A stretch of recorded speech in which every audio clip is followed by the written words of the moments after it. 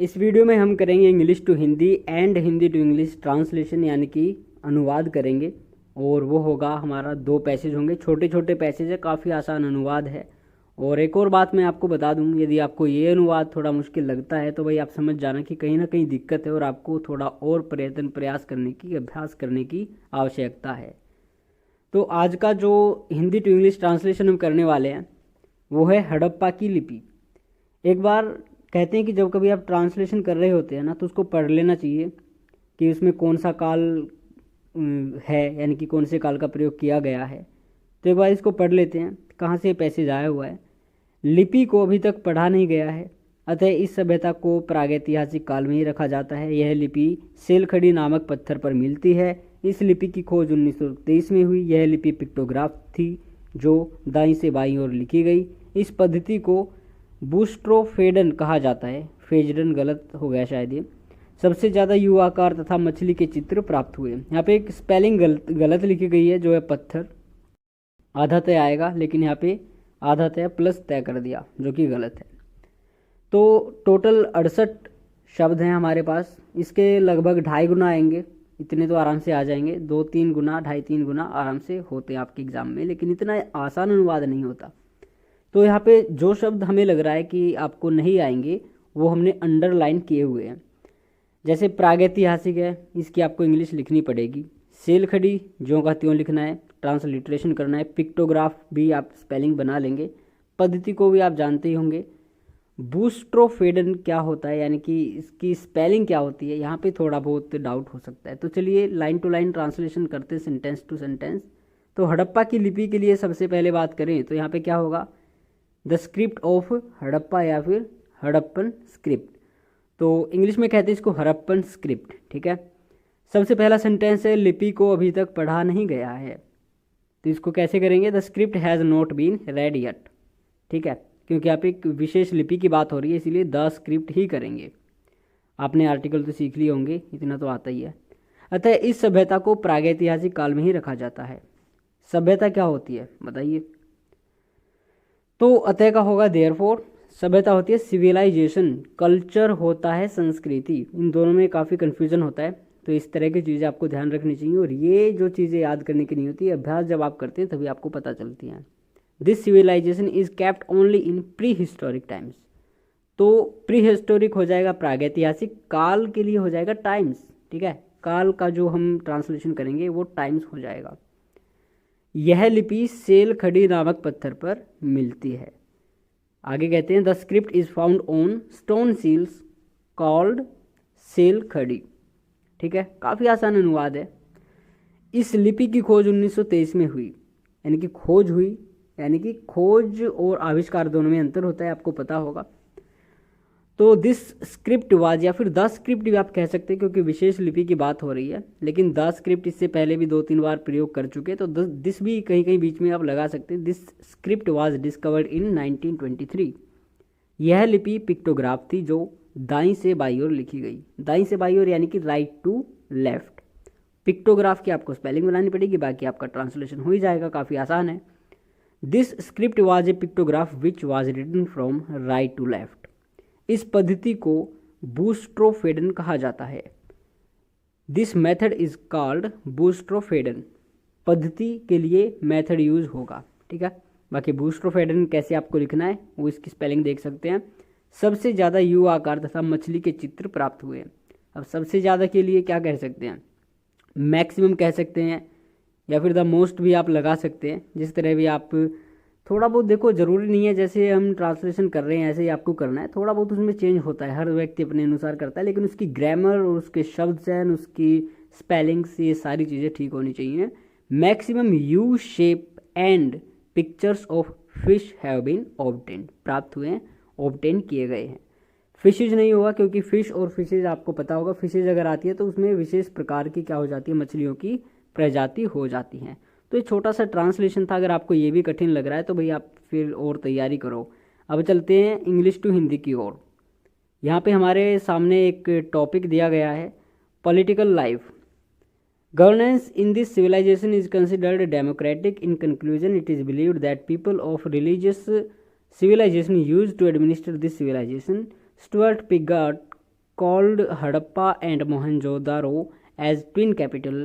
Dasarath Sharma called Kalibanga the third capital of Harappa. Origin: urban civilization was born from the rural cultures of Iran and Baluchistan.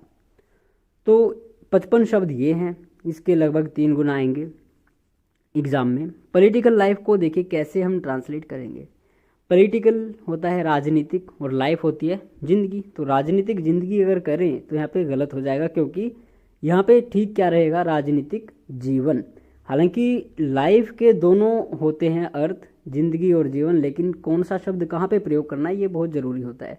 अगर राजनीतिक जीवन की जगह आप राजनीतिक ज़िंदगी करते हैं तो इसका एक नेगेटिव इफेक्ट 100% पड़ेगा एग्जामिनर पर, और वहाँ पे आपके नेगेटिव इफेक्ट उस पर क्या, आप पर ही पड़ेगा, वो पहले उस पर पड़ेगा फिर वो आप पर डालेगा, ठीक है। तो मार्क्स डिडक्ट हो जाएंगे आपके, कट जाएंगे।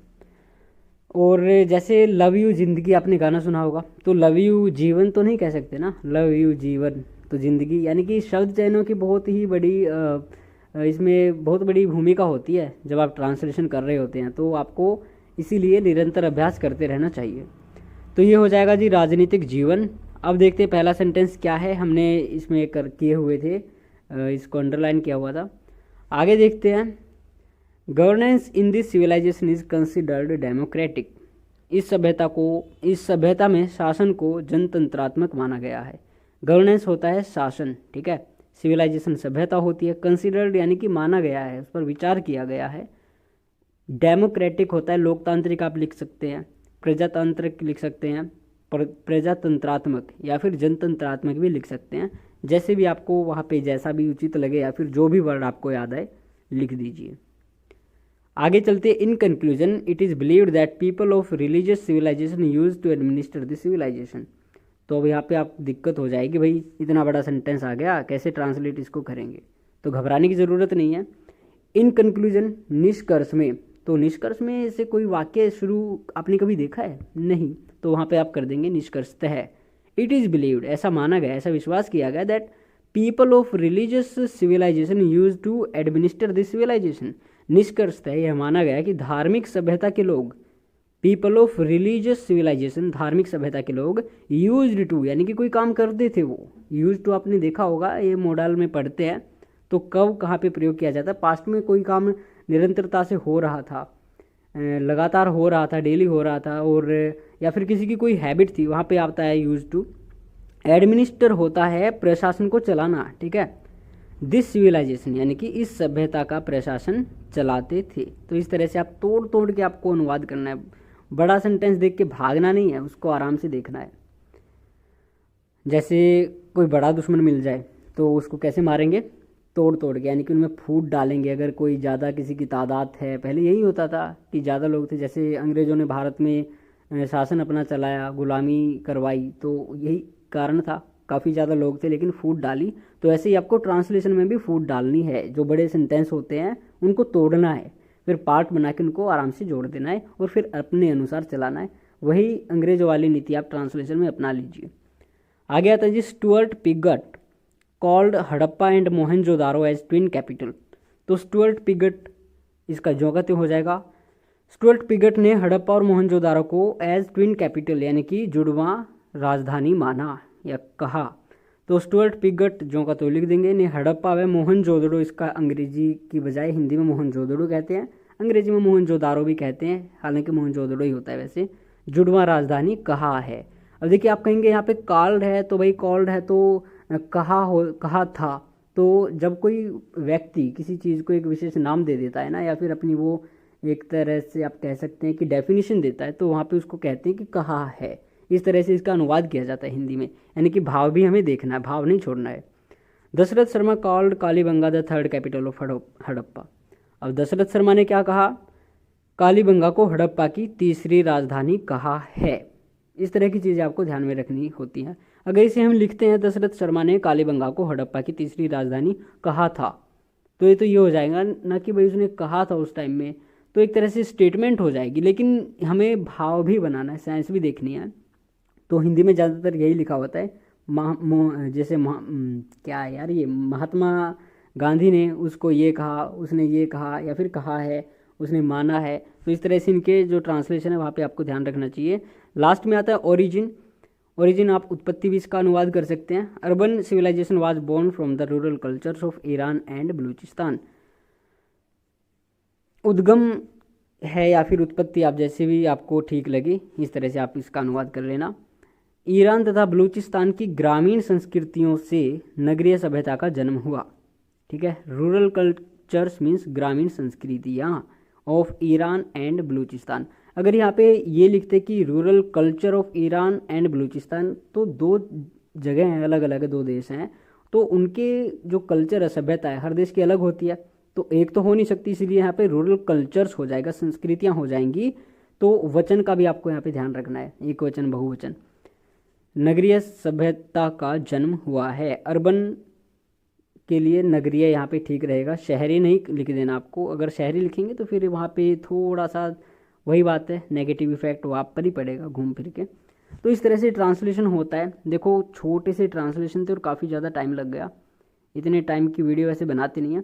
खैर देखते हैं, और नेक्स्ट टाइम कुछ और इंटरेस्टिंग सा लेके आते हैं। अब कई बार क्या होता है ना, इस तरह के जो ट्रांसलेशन होते हैं तो उनमें कुछ इतना बड़ा ज़्यादा समझाने का कुछ होता नहीं है, बट आई विल ट्राई कि जल्द से जल्द एक और अच्छा ट्रांसलेशन लेके आएँ, और कोशिश करेंगे कि प्रीवियस ईयर के जो ट्रांसलेशन आए थे, पैसेज आए थे, उनको ट्रांसलेट करें। तो देखते हैं, जब कभी टाइम मिलता है ज़रूर एक और वीडियो बनाई जाएगी, और तब तक आप जुड़े रहिए और प्रैक्टिस करते रहिए पेपर 2 के लिए।